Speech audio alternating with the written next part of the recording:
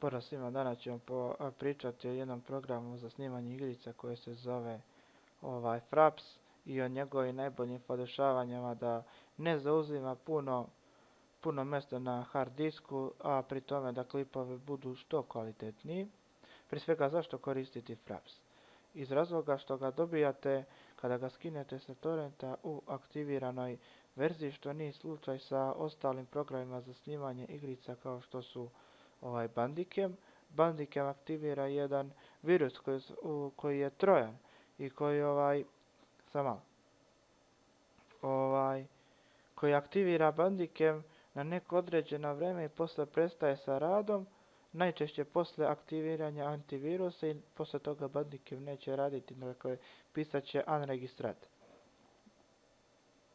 Što se tiče podešavanja, štiklirate ovo, manje više nebitno je skroz, i najbitnije Movies, kartica Movies.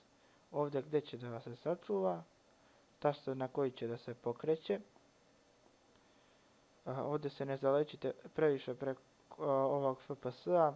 Što niži FPS stavite, manje će vam bagovati u igrici. Naravno, ako stavite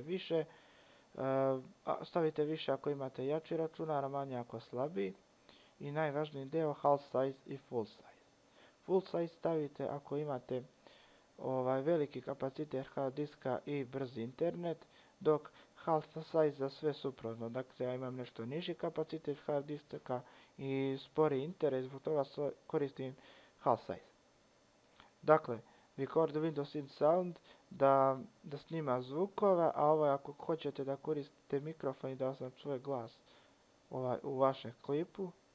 I kartica screenshots, znači gdje će da se sačuvaju screenshotovi i na koji taster će da se sačuvaju, na koji taster kad kliknete će oni da se sačuvaju, i jednostavno format te slike koji će biti. I to bi bilo to do narednog klipa. Do tada lajkujte, šerujte i subscribeujte.